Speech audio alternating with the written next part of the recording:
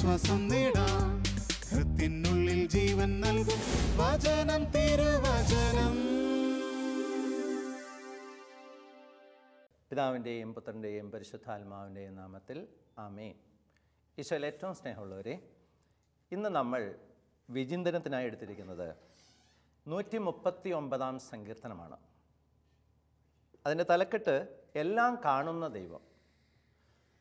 139 സങ്കീർത്തനത്തിൽ 1 മുതലുള്ള തിരുവചനം നമുക്കൊന്ന് ശ്രദ്ധയോടെ കേൾക്കാം. കർത്താവേ, അവിടുന്ന് എന്നെ പരിശോധിച്ചറിഞ്ഞിരിക്കുന്നു. ഞാൻ ഇരിക്കുന്നതും എഴുന്നേൽക്കുന്നതും അവിടുന്ന് അറിയുന്നു. എൻ്റെ വിചാരങ്ങൾ അവിടുന്ന് അകലെ നിന്ന് മനസ്സിലാക്കുന്നു. എൻ്റെ നടപ്പും കിടപ്പും അങ്ങ് പരിശോധിച്ചറിയുന്നു. എൻ്റെ മാർഗങ്ങൾ അങ്ങേക്ക് നന്നായി അറിയാം. ഒരു വാക്ക് എൻ്റെ നാവിലെത്തുന്നതിന് മുൻപ് തന്നെ കർത്താവെ അത് അവിടുന്ന് അറിയുന്നു. മുൻപിലും പിൻപിലും അവിടുന്ന് എനിക്ക് കാവൽ നിൽക്കുന്നു. അവിടുത്തെ കരം എൻ്റെ മേലുണ്ട്.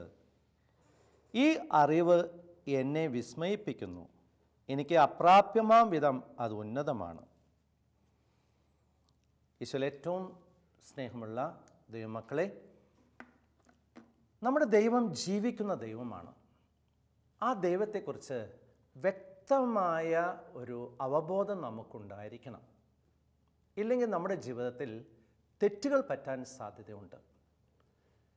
എല്ലാം കാണുന്ന ദൈവം, ഈ സങ്കീർത്തനത്തിൻ്റെ തലക്കെട്ടതാണ്. എല്ലാം കാണുന്ന ദൈവം, എല്ലാം അറിയുന്ന ദൈവം, എല്ലാം കേൾക്കുന്ന ദൈവം, നമ്മുടെ നിലവിളി കേൾക്കുന്ന ദൈവം. ആ ദൈവത്തെക്കുറിച്ച് നമുക്കൊന്ന് മനസ്സിലാക്കാൻ ശ്രമിക്കാം. എൻ്റെ മുൻപിലും പിൻപിലും അവിടുന്ന് എനിക്ക് കാവൽ നിൽക്കുന്നു. ഞാൻ ഇരിക്കുന്നതും എഴുന്നേൽക്കുന്നതും അവിടുന്ന് അറിയുന്നു. എൻ്റെ നടപ്പും കിടപ്പും അവിടുന്ന് അറിയുന്നു. എൻ്റെ വിചാരങ്ങൾ അവിടുന്ന് അകലെ നിന്നറിയുന്നു. 94 സങ്കീർത്തനത്തിൽ നമ്മൾ വായിക്കുന്നുണ്ട്. 94 സങ്കീർത്തനം 11 വചനം. നമ്മുടെ ദൈവം നമ്മുടെ വിചാരങ്ങൾ അറിയുന്ന ദൈവമാണ്. വിചാരങ്ങൾ അറിയുന്ന ദൈവം. നമുക്കതിലേക്കെന്നൊക്കെ വരാൻ ശ്രമിക്കാം. നമുക്ക് സമരിയക്കാരിയുമായിട്ടുള്ള സംഭാഷണം. യോഹന്നാൻ്റെ സുവിശേഷത്തിൽ നമ്മൾ 2 പേരെ കാണുന്നുണ്ട്. യാക്കോബിൻ്റെ കിണറ്റിൻകരയിൽ ഈശോയും സമരിയക്കാരിയും. അവരെ സംഭാഷണം അങ്ങനെ മുന്നോട്ട് പോവുകയാണ്. ഈശോയ്ക്ക് സമരിയക്കാരിയെ അനുതാപത്തിലേക്ക് നയിച്ച് വിശുദ്ധീകരിച്ച് ആ മകൾക്ക് പരിശുദ്ധാത്മാവിനെ നൽകാൻ ആഗ്രഹം. പരിശുദ്ധാത്മാവിനെ സ്വീകരിക്കാനായിട്ട് ആ മകളെ ഒരുക്കുന്നുണ്ട്. അതിനു മുമ്പായിട്ട് അവളുടെ ആ കഴിഞ്ഞകാല ജീവിതത്തിലേക്കൊന്ന് കടക്കാൻ ഈശോ ഒരു ശ്രമം നടത്തുന്നുണ്ട്. സമരിയക്കാരിയോട് ഈശോ ആവശ്യപ്പെടുന്നുണ്ട്, നീ പോയി ഭർത്താവിനെ വിളിച്ചിട്ട് വരിക. പെട്ടെന്നായിരുന്ന ഉത്തരം, എനിക്ക് ഭർത്താവില്ല. ഈശോ പറഞ്ഞു, നിനക്ക് ഭർത്താവില്ല എന്ന് പറഞ്ഞത് ശരിയാണ്, പക്ഷെ നിനക്ക് 5 ഭർത്താക്കന്മാരുണ്ടായിരുന്നു. ഇപ്പോഴുള്ളവൻ നിന്റെ ഭർത്താവല്ല. നീ പറഞ്ഞത് സത്യമാണ്. നിനക്ക് 5 ഭർത്താക്കന്മാരുണ്ടായിരുന്നു, ഇപ്പോഴുള്ളവൻ നിന്റെ ഭർത്താവല്ല.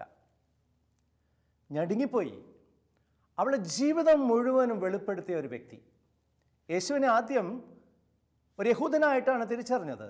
എന്നാൽ ഇപ്പോൾ സമരിയക്കാരി പറയുന്നുണ്ട്, അങ്ങ് ഒരു പ്രവാചകനാണെന്ന് ഞാൻ അറിയുന്നു. അങ്ങൊരു പ്രവാചകനാണെന്ന് അറിയുന്നു. എൻ്റെ ജീവിതം മുഴുവൻ വ്യക്തമായിട്ട് അറിയുന്ന വ്യക്തി സാധാരണക്കാരനല്ല, ഒരു യഹൂദനല്ല, അങ്ങൊരു പ്രവാചകനാണ്. ആ സഹോദരി എന്ത് ചെയ്തു? സമരിയക്കാരി കുടം അവിടെ ഈശോയുടെ മുന്നിൽ വെച്ചിട്ട് പട്ടണത്തിലേക്ക് ഓടുകയാണ്.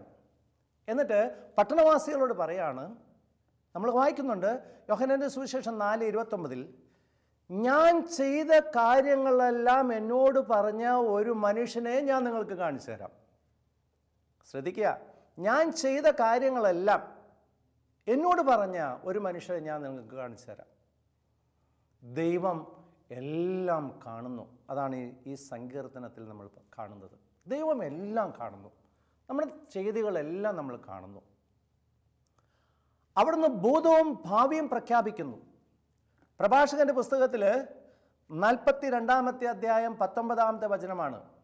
അവിടുന്ന് ഭൂതം മാത്രമല്ല, നമ്മുടെ കഴിഞ്ഞകാല ജീവിതം മാത്രമല്ല അറിയുന്നത്, ഭൂതകാലം മാത്രമല്ല, വർത്തമാനകാലം അറിയുന്നുണ്ട്, ഭാവിയും അറിയുന്നുണ്ട്.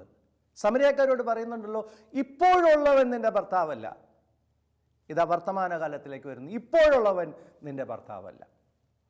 അപ്പോൾ ഭൂതകാലവും വർത്തമാനകാലവും അറിയുന്ന ദൈവം ഭാവിയും അറിയുന്നുണ്ട്. അതുകൊണ്ടാണല്ലോ ഹെബ്രായ ലേഖനത്തിൽ നമ്മൾ വായിക്കുന്നുണ്ട് 13-ാമത്തെ അധ്യായം 8-ാമത്തെ വചനം, യേശു ക്രിസ്തു ഇന്നലെയും ഇന്നും എന്നും ഒരുവൻ തന്നെയാണ്, മാറ്റമില്ലാത്തവൻ.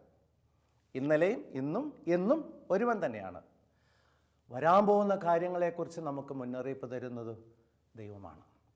വരാൻ പോകുന്ന കാര്യങ്ങൾ, നാളെ നമ്മുടെ ജീവിതത്തിൽ എന്താണ് സംഭവിക്കാൻ പോകുന്നത്, ദൈവം വ്യക്തമായിട്ട് അറിയുന്നുണ്ട്. ഏതാനും സംഭവങ്ങൾ നമുക്ക് ഈ സുവിശേഷത്തിൽ നമുക്ക് കാണാനായിട്ട് സാധിക്കും. അന്ന് പെസഹ ഭക്ഷിച്ചുകൊണ്ടിരിക്കുമ്പോൾ ഈശോയും ശിഷ്യന്മാരും ഒരുമിച്ച് ഭക്ഷണം കഴിച്ചുകൊണ്ടിരിക്കുമ്പോൾ ഈശോ ഒരു മുന്നറിയിപ്പ് കൊടുക്കുന്നുണ്ട് അവർക്ക്. എന്നോടൊപ്പം ഭക്ഷണം കഴിക്കുന്ന നിങ്ങളിൽ ഒരുവൻ എന്നെ ഒറ്റിക്കൊടുക്കും. മർക്കോസിൻ്റെ സുവിശേഷം 14-ാമത്തെ അധ്യായം 18-ാമത്തെ വചനമാണ്. എന്നോടൊപ്പം ഭക്ഷണം കഴിക്കുന്ന നിങ്ങളിൽ ഒരുവൻ എന്നെ ഒറ്റിക്കൊടുക്കും. ഒരു മുന്നറിയിപ്പാണ്. ആരോ ഈശോയെ ഒറ്റിക്കൊടുക്കാൻ പോകുന്നു. അപ്പോൾ ഓരോരുത്തരും ചോദിക്കുന്നുണ്ട്, ഞാനാണോ അത്? അപ്പോൾ ഈശോ ഒന്നും കൂടി വ്യക്തമാക്കുന്നുണ്ട്, എന്നോടൊപ്പം ഇപ്പോൾ ഈ പാത്രത്തിൽ കൈയിടുന്നവൻ എന്നെ ഒറ്റിക്കൊടുക്കും. യൂദാസിൻ്റെ വിശ്വാസ വഞ്ചനയെക്കുറിച്ച് മുന്നറിയിപ്പ് കൊടുക്കുന്ന ഈശോ, വിശ്വാസവഞ്ചനയെക്കുറിച്ച്, യൂദാസ് ചെയ്യാൻ പോകുന്ന വലിയ പാപത്തെക്കുറിച്ച് മുന്നറിയിപ്പ് കൊടുക്കുന്ന ഈശോ, മുന്നറിയിപ്പ് തരുന്ന ദൈവം, വരാൻ പോകുന്ന കാര്യങ്ങൾ അറിയുന്ന ദൈവം. അതുപോലെ തന്നെ പത്രോസ്ലിഹയോട് ഈശോ പറയുന്നുണ്ട്, ഇന്ന് കോഴി കൂവുന്നതിന് മുമ്പ് 3 പ്രാവശ്യം നീ എന്നെ തള്ളിപ്പറയും. അത് പത്രോസിനുള്ളൊരു മുന്നറിയിപ്പായിരുന്നു. പത്രോസിൻ്റെ ബലഹീനത ഈശോയ്ക്ക് അറിയാം. പത്രോസ് കാണിക്കാൻ പോകുന്ന അവിശ്വസ്തത, ആ ബലഹീനത വ്യക്തമായി അറിയുന്ന ഈശോ പത്രോസ്ലിയേക്ക് ഒരു മുന്നറിയിപ്പ് കൊടുക്കുകയാണ്. ഇന്ന് കോഴി കൂവുന്നതിന് മുമ്പ് 3 പ്രാവശ്യം നീ എന്നെ തള്ളിപ്പറയും. മത്തായിയുടെ സുവിശേഷത്തിൽ 26-ാമത്തെ അധ്യായത്തിൽ നമ്മൾ കാണുന്നുണ്ട്, അങ്ങനെ തന്നെ സംഭവിച്ചു. ഇതാ വരാൻ പോകുന്ന കാര്യങ്ങൾ അറിയുന്ന ദൈവം. അതാണ് പ്രഭാഷകന്റെ പുസ്തകം 42-ാമത്തെ അധ്യായം 19-ാമത്തെ വചനം. അവിടുന്ന് ഭൂതവും ഭാവിയും പ്രഖ്യാപിക്കുന്നു, നിഗൂഢ രഹസ്യങ്ങൾ വെളിപ്പെടുത്തുന്നു. ഭൂതവും ഭാവിയും പ്രഖ്യാപിക്കുന്ന നിഗൂഢ രഹസ്യങ്ങൾ വെളിപ്പെടുത്തുന്ന ഒരുവൻ മാത്രം നമ്മുടെ ദൈവം. ആ ദൈവം ജീവിക്കുന്ന ദൈവമാണ്.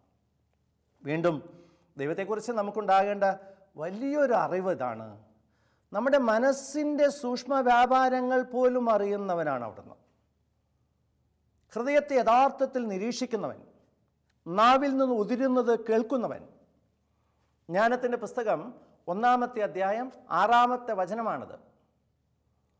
അവിടുന്ന് മനസ്സിൻ്റെ സൂക്ഷ്മ വ്യാപാരങ്ങൾ അറിയുന്നവനും ഹൃദയത്തെ യഥാർത്ഥത്തിൽ നിരീക്ഷിക്കുന്നവനും നാവിൽ നിന്ന് ഉതിരുന്നത് കേൾക്കുന്നവനുമാണ്.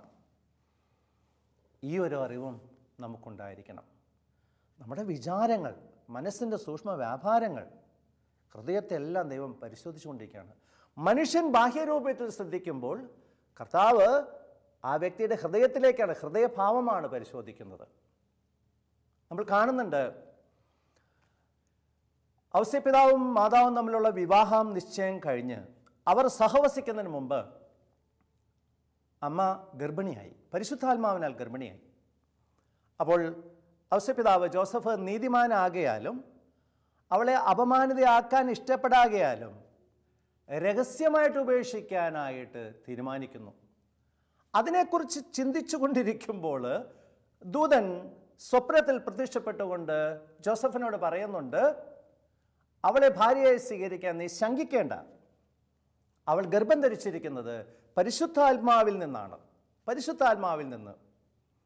അപ്പോൾ ഔസേപ്പിതാവിൻ്റെ ആ ചിന്തകൾ, വിചാരങ്ങൾ, ആ തീരുമാനങ്ങൾ എല്ലാം അറിയുന്ന ദൈവം അവിടെ ഒരു തിരുത്തൽ നൽകുകയാണ്. നമ്മുടെ വിചാരങ്ങൾ അറിയുന്ന ദൈവം, നമ്മുടെ രഹസ്യങ്ങൾ അറിയുന്ന ദൈവം. അതുകൊണ്ടാണല്ലോ മത്തായിയുടെ സുവിശേഷത്തിൽ നമ്മൾ കാണുന്നുണ്ട്, രഹസ്യങ്ങൾ അറിയുന്ന പിതാവ് നിനക്ക് പ്രതിഫലം നൽകും. രഹസ്യങ്ങൾ, നീ പ്രാർത്ഥിക്കുമ്പോൾ നിന്റെ മുറിയിൽ കടന്ന് കതകടച്ച് രഹസ്യമായി പിതാവിനോട് പ്രാർത്ഥിക്കുക. എപ്പോഴും സ്വരമുയർത്തി പ്രാർത്ഥിക്കണമെന്നില്ല, കരഞ്ഞ് പ്രാർത്ഥിക്കണമെന്നില്ല. വ്യക്തിപരമായ പ്രാർത്ഥന അത് രഹസ്യത്തിലുള്ള പ്രാർത്ഥനയാണ്, ഹൃദയവുമായിട്ട്. രഹസ്യങ്ങൾ അറിയുന്ന പിതാവ് നിനക്ക് പ്രതിഫലം നൽകും. ദൈവത്തെക്കുറിച്ച് ഉണ്ടാകേണ്ട മറ്റൊരു തിരിച്ചറിവാണ് അവിടെ നിന്ന് നമ്മുടെ വിചാരങ്ങൾ അറിയുന്ന, നമ്മുടെ ചിന്തകളെല്ലാം അറിയുന്ന ദൈവം. നമ്മുടെ ചിന്തയിൽ എന്തെല്ലാം മാലിന്യങ്ങളുണ്ട്. പ്രതികാര ചിന്ത നമ്മുടെ ഉള്ളിലുണ്ടോ, വെറുപ്പുണ്ടോ, നിരാശയുണ്ടോ, അങ്ങനെ എന്തെല്ലാം ചിന്തകളോ, ആത്മഹത്യ ചിന്തയുണ്ടോ, അതെല്ലാം ദൈവം അറിയുന്നുണ്ട്. ഞാൻ ഓർക്കുന്ന സംഭവം, ഒരിക്കൽ ധ്യാനത്തിൽ സംബന്ധിച്ചുകൊണ്ടിരിക്കുമ്പോൾ ആ ധ്യാനിപ്പിച്ചിരിക്കുന്ന വ്യക്തി എൻ്റെ അടുത്തിരുന്ന വ്യക്തിയുടെ അടുക്കൽ വന്നിട്ട് രഹസ്യമായിട്ട് ചെവിയിൽ ചോദിച്ചു, നിങ്ങൾ എന്താണ് എപ്പോഴും സഹോദര ആത്മഹത്യയെക്കുറിച്ച് ചിന്തിച്ചുകൊണ്ടിരിക്കുന്നത്? നിങ്ങൾ എന്താണ് സഹോദര എപ്പോഴും ആത്മഹത്യയെക്കുറിച്ച് ചിന്തിച്ചുകൊണ്ടിരിക്കുന്നത്? അത് പൈശാചികമാണ്, അത് ഉപേക്ഷിക്കാനായിട്ട് ഈശോ ആവശ്യപ്പെടുന്നുണ്ട്. നിങ്ങളുടെ എല്ലാ പ്രശ്നങ്ങളും ഈശോ അറിയുന്നുണ്ട്. ഈശോ നിങ്ങളുടെ എല്ലാ പ്രശ്നങ്ങൾക്കും പരിഹാരകനുമാണ്. നിങ്ങൾ ഈ ആത്മഹത്യ ചിന്ത ഉപേക്ഷിക്കാനായിട്ട് ആവശ്യപ്പെട്ടു. ഇതാ അപ്പോൾ മുതലാണ് ആ വ്യക്തി ധ്യാനത്തിൽ മുഴുവനായിട്ട് പങ്കെടുക്കാനായിട്ട് തുടങ്ങിയത്. നമ്മുടെ ചിന്തകൾ, ഒരു വ്യക്തി ആത്മഹത്യയെക്കുറിച്ച് ചിന്തിക്കുന്നുണ്ടോ? മറ്റൊരു വ്യക്തിയോട് പ്രതികാരം ചെയ്യാനായിട്ട് ചിന്തിക്കുന്നുണ്ടോ? തെറ്റായ ചിന്തകളെ താലോലിക്കുന്ന എത്രയോ പേരാണ്, മ്ലേച്ഛതകളെല്ലാം താലോലിക്കുന്നവർ. ഇതാരും കാണില്ല, ആരും അറിയില്ല എന്നാണ് നമ്മളെല്ലാം ധരിച്ചിരിക്കുന്നത്. നമ്മുടെ വിചാരങ്ങൾ അറിയുന്ന ദൈവം, നമ്മുടെ വിചാരങ്ങൾ അറിയുന്ന ദൈവം, ആ ദൈവത്തെക്കുറിച്ച് വ്യക്തമായ ഒരു അറിവ് നമുക്കുണ്ടായിരിക്കണം. ദൈവത്തെക്കുറിച്ച് മറ്റൊരു അറിവ് കൂടി നമ്മുടെ ഉള്ളിൽ ഉണ്ടാകേണ്ടത് ആവശ്യമാണ്. ദൈവം ഈ ലോകത്ത് നടക്കുന്നതെല്ലാം കാണുന്നുണ്ട്, എല്ലാം കാണുന്നുണ്ട്. സങ്കീർത്തനം 33-13 വചനം, അവിടുന്ന് സ്വർഗത്തിൽ നിന്നും ഭൂമിയിലേക്ക് നോക്കുന്നു, അവിടുന്ന് മനുഷ്യമക്കളെ എല്ലാവരെയും കാണുന്നുണ്ട്. മനുഷ്യമക്കളെല്ലാവരെയും കാണുന്നുണ്ട്. സുഭാഷിതങ്ങൾ 15:3 ഇതിന് സമാനമായ തിരുവചനമാണ്. സുഭാഷിതങ്ങൾ 15:3, അവിടുന്ന് ഭൂമിയിൽ എല്ലായിടത്തും അവിടുത്തെ കണ്ണുകൾ പാഞ്ഞുകൊണ്ടിരിക്കുകയാണ്. എല്ലാം കാണുന്ന ദൈവം. അപ്പോൾ ആദ്യം നമ്മൾ കണ്ടു, എല്ലാം അറിയുന്ന ദൈവം, ഭൂതവും ഭാവിയും എല്ലാം അറിയുന്ന ദൈവം, മനസ്സിൻ്റെ സൂക്ഷ്മ വ്യാപാരങ്ങൾ പോലും അറിയുന്ന ദൈവം. വീണ്ടും നമ്മൾ മനസ്സിലാക്കുന്ന ദൈവത്തെക്കുറിച്ച് എല്ലാം കാണുന്ന ദൈവം. ദൈവം എല്ലാം കാണുന്നു എന്ന ബോധ്യമുള്ളതുകൊണ്ടാണ് പഴയ നിയമത്തിൽ നമ്മൾ ഒരു വ്യക്തിയെ പരിചയപ്പെടുന്നുണ്ട്, ജോസഫ്. പൊത്തിഫറിന്റെ ഭാര്യ ജോസഫിനെ പാപം ചെയ്യാനായിട്ട് നിർബന്ധിക്കുന്നുണ്ട്.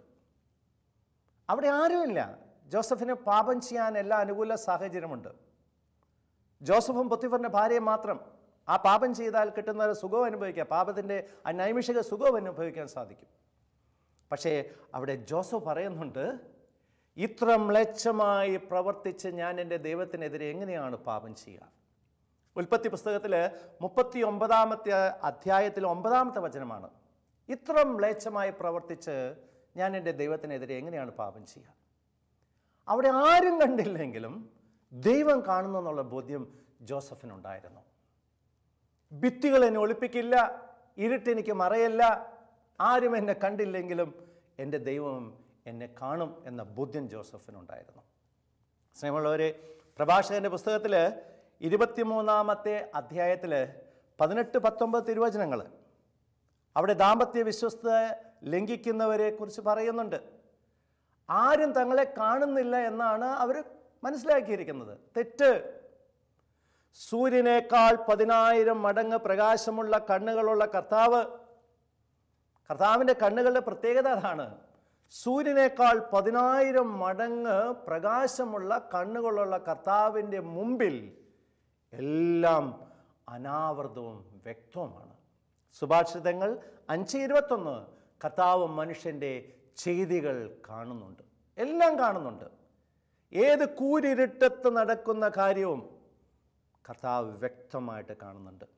ഈശോയിൽ സ്നേഹമുള്ളവരെ, ഇന്ന് ഇരുട്ടിൻ്റെ മറയിൽ എന്തെല്ലാം മോശമായ കാര്യങ്ങളാണ് ലോകത്ത് നടന്നുകൊണ്ടിരിക്കുന്നത്. ജഡിക പാപങ്ങൾ, വ്യഭിചാരം, അതുപോലെ കൊലപാതകം, മോഷണം, കരിഞ്ചന്ത, അങ്ങനെ എത്രയോ വലിയ പാപങ്ങളാണ് ലോകത്തിൽ നിന്ന് സംഭവിച്ചുകൊണ്ടിരിക്കുന്നത്. ഇവരെല്ലാം ചിന്തിക്കുന്നത് ഇരുട്ടത്ത് നടക്കുന്ന കാര്യങ്ങൾ ആരും കാണില്ല. ഒരുപക്ഷെ അധികാരികളുടെ ശ്രദ്ധയിൽ പെട്ടെന്ന് വരില്ല. എല്ലാം അധികാരികളുടെ ശ്രദ്ധയിൽ പെടണമെന്ന് നിർബന്ധമില്ല. പക്ഷെ ആരും കണ്ടില്ലെങ്കിലും ദൈവം കാണുന്നുണ്ടെന്നുള്ള ആ ബോധ്യം നമ്മുടെ ഉള്ളിലുണ്ടായിരിക്കണം. ദൈവം എല്ലാം കാണുന്നുണ്ട്.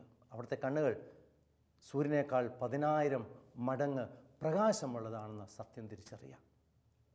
ഈ കർത്താവിൻ്റെ കണ്ണുകളുടെ ഒരു പ്രത്യേകതയുണ്ട്. അത് ഒരിക്കലും അടയുന്നില്ല. 121 സങ്കീർത്തനത്തിൽ 4-ാമത്തെ വചനം, ഇസ്രായേലിൻ്റെ പരിപാലകൻ മയങ്ങുന്നില്ല, ഉറങ്ങുന്നില്ല. 121 സങ്കീർത്തനത്തിൽ 4-ാമത്തെ വചനമാണത്. അവിടുന്ന് മയങ്ങുന്നില്ല, ഉറങ്ങുന്നില്ല. 24 മണിക്കൂറും 365 ദിവസങ്ങളും കർത്താവിൻ്റെ കണ്ണുകൾ തുറന്നിരിക്കുകയാണ്. ഇന്ന് CCTVയുടെ കാലമാണല്ലോ പ്രിയമുള്ളവർ. എവിടെയും CCTV ആണ്. വീടുകളിൽ, ഓഫീസുകളിൽ, ധ്യാന കേന്ദ്രങ്ങളിൽ, വഴിയോരങ്ങളിൽ എല്ലായിടത്തും CCTV ആണ്. ഈ CCTVക്ക് ഒരു പരിമിതിയുണ്ട്. ആ ക്യാമറയുടെ പരിധിയിലുള്ളിൽ വരുന്ന കാര്യങ്ങൾ മാത്രമേ ഒപ്പിയെടുക്കുന്നുള്ളൂ. വിദൂരത്ത് നടക്കുന്ന കാര്യങ്ങളൊന്നും ഒപ്പിയെടുക്കാനായിട്ട് ആ ക്യാമറയ്ക്ക് കഴിവില്ല. എന്നാൽ കർത്താവിൻ്റെ കണ്ണുകൾ, ആ ക്യാമറ കണ്ണുകൾ, ഇതാ ലോകം മുഴുവനും നടക്കുന്ന കാര്യങ്ങൾ ഒപ്പിയെടുത്തുകൊണ്ടിരിക്കുകയാണ്. ഈ സത്യം നമ്മൾ തിരിച്ചറിയണം. കർത്താവിൻ്റെ കണ്ണുകളെ പ്രത്യേകതയാണ്, ലോകത്തെ എവിടെ ഏത് കൂരിരുട്ടത്ത് നടക്കുന്ന കാര്യങ്ങളും അവിടുന്ന് കണ്ടുകൊണ്ടിരിക്കുന്നുണ്ട്. ഈ കർത്താവിൻ്റെ മുമ്പിൽ നമ്മൾ കുറ്റമറ്റ ദൈവമക്കളായിട്ട് നമ്മൾ വ്യാപരിക്കണം. ഇതാണ് ദൈവം നമ്മുടെ മുന്നിൽ വച്ചിരിക്കുന്ന വലിയൊരു വെല്ലുവിളിയാണ്. കർത്താവിന് മുമ്പിൽ നമ്മൾ കുറ്റമറ്റ ദൈവമക്കളായിട്ട് വ്യാപരിക്കണം. എല്ലാം അറിയുന്ന ദൈവം, എല്ലാം കാണുന്ന ദൈവം, മനസ്സിൻ്റെ സൂക്ഷ്മ വ്യാപാരങ്ങൾ പോലും അറിയുന്ന ദൈവം, ആ ദൈവത്തിൻ്റെ മുമ്പിൽ കുറ്റമറ്റ ദൈവമക്കളായിട്ട് വ്യാപരിക്കണം. അവിടെ ദൈവം അബ്രാഹത്തോട് പറയാണ്, എൻ്റെ മുമ്പിൽ നീ കുറ്റമറ്റവനായിരിക്കണമെന്ന്. സ്നേഹമുള്ളവരെ, ദൈവത്തെക്കുറിച്ച് വ്യക്തമായ ഒരു അറിവ്, ഒരു അവബോധം നമുക്കുണ്ടായിരിക്കേണ്ടത് ആവശ്യമാണ്. കർത്താവിൻ്റെ കണ്ണുകളുടെ പ്രത്യേകത നമ്മൾ മനസ്സിലാക്കണം. എല്ലാം കാണുന്ന ദൈവം, ശിഷ്ടനെയും ദുഷ്ടനെയും അവിടുന്ന് കാണുന്നുണ്ട്. വളരെ രഹസ്യമായി ചെയ്യുന്ന കാര്യങ്ങൾ ആ ദൈവം അറിയുന്നുണ്ട്. ഇന്ന് എത്രയോ പേരാണെന്നറിയാമോ രഹസ്യമായിട്ട് പല കാര്യങ്ങൾ ചെയ്യുന്നത്. 90-ാം സങ്കീർത്തനത്തിൽ 8-ാമത്തെ വചനം, അവിടുത്തെ മുഖപ്രകാശത്തിൽ എൻ്റെ രഹസ്യപാപങ്ങൾ വെളിപ്പെടുന്നു, എൻ്റെ അകൃത്യങ്ങളെല്ലാം അവിടുന്ന് അറിയുന്നു. അവിടുത്തെ മുഖപ്രകാശത്തിൽ. സങ്കീർത്തനം 90:8. പ്രിയമുള്ളവരെ, എത്രയോ പേരാണ് രഹസ്യ ബന്ധങ്ങൾ സൂക്ഷിക്കുന്നത്. കുടുംബജീവിതം നയിക്കുന്നവർ പോലും അവർ ദാമ്പത്യ വിശ്വസ്ത ലംഘിച്ചുകൊണ്ട്, ജീവിത പങ്കാളിയെ വഞ്ചിച്ചുകൊണ്ട് ജീവിക്കുന്നവർ ഇന്ന് രഹസ്യബന്ധങ്ങൾ സൂക്ഷിക്കുന്നുണ്ട്. ചെറുപ്പക്കാർ, യുവതിയുവാക്കൾ മാതാപിതാക്കളെ അവർ കബളിപ്പിക്കുന്നുണ്ട്. പുറമെ അവർ നല്ലവരായി ചമയുന്നുണ്ട്, അഭിനയിക്കുന്നുണ്ട്. പക്ഷെ അവരുടെ ഉള്ളിൻ്റെ ഉള്ളിൽ വലിയ രഹസ്യങ്ങൾ അവർ സൂക്ഷിക്കുന്നുണ്ട്, രഹസ്യബന്ധങ്ങൾ. മനുഷ്യരെ നമുക്ക് കബളിപ്പിക്കാൻ സാധിച്ചേക്കും. ജീവിത പങ്കാളിയെ, മാതാപിതാക്കളെ, സഹോദരങ്ങളെ, അധികാരികളെ നമുക്ക് കബളിപ്പിക്കാൻ സാധിച്ചേക്കും. ഗലാത്യ ലേഖനം 6:7 നമ്മൾ വായിക്കുന്നുണ്ട്, നിങ്ങൾക്ക് വ്യാമോഹം വേണ്ട, കർത്താവിനെ കബളിപ്പിക്കാൻ കഴിയില്ല. കർത്താവിനെ കബളിപ്പിക്കാൻ കഴിയില്ല. അവിടുന്ന് എല്ലാം കാണുന്ന ദൈവമാണ്, അവിടുന്ന് എല്ലാം അറിയുന്ന ദൈവമാണ്, അവിടുന്ന് എല്ലാം രേഖപ്പെടുത്തിയിട്ടുണ്ട്. ജ്ഞാനത്തിൻ്റെ പുസ്തകത്തിൽ 4-ാമത്തെ അധ്യായം 20-ാമത്തെ വചനം, അന്ത്യവിധിയുടെ നിമിഷങ്ങളിൽ നമ്മൾ ഈ ഭൂമിയിലായിരിക്കുമ്പോൾ ചെയ്തിട്ടുള്ള എല്ലാ കാര്യങ്ങളും നമുക്ക് കാണിച്ചു തരും. അപ്പോൾ നമ്മൾ ചെയ്ത കാര്യങ്ങളെ ഓർത്ത് ഞെട്ടിവിറയ്ക്കും. നമ്മുടെ ദുഷ്കൃത്യങ്ങൾ നമ്മളെ കുറ്റപ്പെടുത്തുമെന്നാണ് അവിടെ എഴുതി വച്ചിരിക്കുന്നത്. നമ്മൾ ഈ ഭൂമിയിലായിരിക്കുമ്പോൾ ചെയ്തിട്ടുള്ള എല്ലാ പ്രവൃത്തികളും, നന്മകളാണെങ്കിൽ നന്മകൾ, തിന്മകളാണെങ്കിൽ തിന്മകൾ, അവിടുന്ന് എല്ലാം രേഖപ്പെടുത്തിയിട്ടുണ്ട്. അന്ത്യവിധിയുടെ നിമിഷങ്ങളിൽ ദൈവം നമുക്കത് കാണിച്ചു തരും. എല്ലാം കർത്താവ് റെക്കോർഡ് ചെയ്തിട്ടുണ്ട്. നമ്മുടെ കാവൽ മാലാക എല്ലാം റെക്കോർഡ് ചെയ്ത് ദൈവസന്നിധിയിൽ അതിൻ്റെ CD എത്തിച്ചിട്ടുണ്ട്. പ്രിയമുള്ളവരെ, ഇതുപോലെ നമ്മൾ കാണുന്നുണ്ട്, നത്താനിയേൽ ഈശോയുടെ അടുക്കൽ വരുന്നുണ്ട്. ഫിലിപ്പോസ് ഈശോയെക്കുറിച്ച് ഒരു വിവരണം കൊടുക്കുന്നുണ്ട് നത്താനിയേലിന്. അപ്പം നത്താനിയേൽ ചോദിക്കുന്നുണ്ട്, നസ്രത്തിൽ നിന്ന് എന്തെങ്കിലും നന്മ വരുമോ? ആ നത്താനിയേൽ ഈശോയെ കാണാനായിട്ട് ആഗ്രഹിച്ച് വരുമ്പോൾ നത്താനിയേലിനെ കണ്ട മാത്രയിൽ ഈശോ പറയുന്നുണ്ട്, ഇതാ നിഷ്കപടനായ ഒരു ഇസ്രായേൽക്കാരൻ, ഇതാ നിഷ്കപടനായ ഒരു ഇസ്രായേൽക്കാരൻ. അപ്പോൾ നത്താനിയേൽ ചോദിക്കുന്നുണ്ട്, അങ്ങ് എപ്പോഴാണ് എന്നെ കണ്ടത്? അപ്പോൾ ഈശോ പറയുന്നുണ്ട്, ഫിലിപ്പോസ് നിന്നെ വിളിക്കുന്നതിന് മുമ്പ് നീ അത്തിമരത്തിൻ്റെ ചുവട്ടിലിരിക്കുമ്പോൾ നിന്നെ ഞാൻ കണ്ടു. ഫിലിപ്പോസ് നിന്നെ വിളിക്കുന്നതിന് മുമ്പ് നീ അത്തിമരത്തിൻ്റെ ചുവട്ടിലിരിക്കുമ്പോൾ ഞാൻ നിന്നെ കണ്ടു. യോഹന്നാൻ്റെ സുവിശേഷത്തിൽ, വിശുദ്ധ യോഹന്നാൻ്റെ സുവിശേഷത്തിൽ 1-ാമത്തെ അധ്യായത്തിൽ 47-48 വചനമാണത്. അപ്പോൾ ഇതാ നഥാനിയേൽ ഞെട്ടിപ്പോയി. അങ്ങ് ദൈവപുത്രനാണല്ലോ, ഏറ്റുപറയാണത്. അതോടൊപ്പം തന്നെ മനസ്സിലാക്കുക, നമ്മുടെ ഉള്ളിൻ്റെ ഉള്ളിലുള്ള കപടതകളെല്ലാം ദൈവം അറിയുന്നുണ്ട്. നിയമജ്ഞരെ, ഫരിസേയരെ, നിങ്ങൾക്ക് ദുരിതം, അവരുടെ കപടത ദൈവം അറിയുന്നുണ്ട്. നഥാനിയേലിൻ്റെ ഉള്ളിലുള്ള ആ നിഷ്കളങ്കത, കപടതയില്ലാത്തൊരു ഹൃദയം അവിടുന്ന് കാണുന്നുണ്ട്. ദൈവം എല്ലാം ശ്രദ്ധിച്ചുകൊണ്ടിരിക്കുന്നുണ്ട്. അതുകൊണ്ടാണല്ലോ 2 ദിനവൃത്താന്തം 16:9 നമ്മൾ വായിക്കുന്നുണ്ട്, തൻ്റെ മുമ്പിൽ നിഷ്കളങ്കരായി വർത്തിക്കുന്നവർക്ക് വേണ്ടി ശക്തി പ്രകടിപ്പിക്കാൻ കർത്താവിൻ്റെ കണ്ണുകൾ ഭൂമിയിൽ ഉടനീളം പായുന്നുവെന്ന്.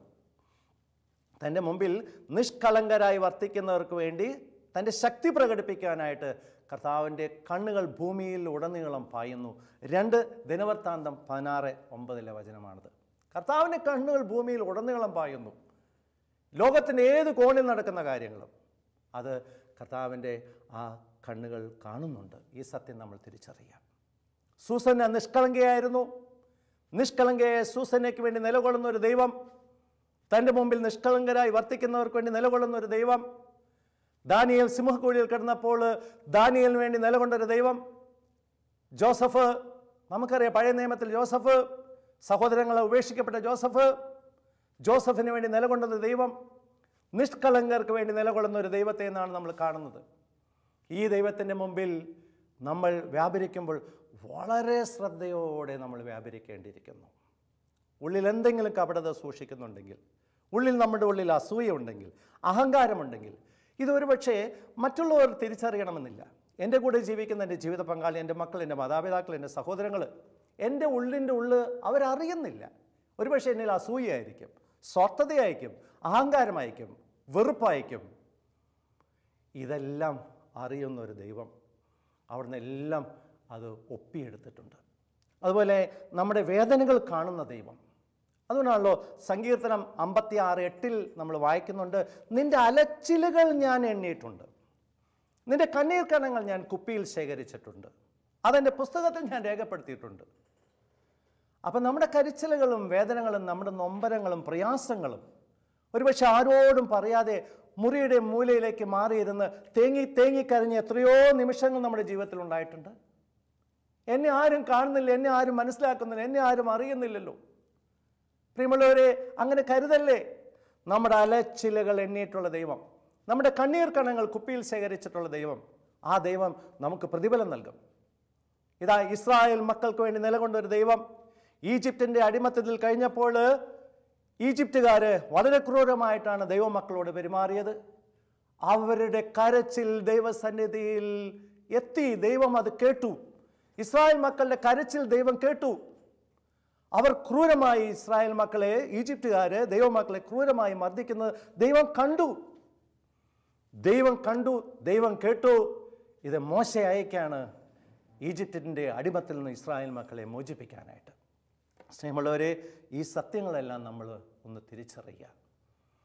നമ്മുടെ എല്ലാ പ്രവൃത്തികളും കാണുന്ന ദൈവം, അറിയുന്ന ദൈവം, മനസ്സിൻ്റെ സൂക്ഷ്മ വ്യാപാരങ്ങൾ പോലും അറിയുന്ന ദൈവം, ആ ദൈവത്തിൻ്റെ മുമ്പിൽ കുറ്റമറ്റ ദൈവമക്കളായിട്ട് നമ്മൾക്ക് വ്യാപരിക്കാൻ കഴിയണമെങ്കിൽ നമുക്കറിയാം, നമുക്ക് നമ്മുടേതായിട്ടുള്ള പരിമിതികളുണ്ട്.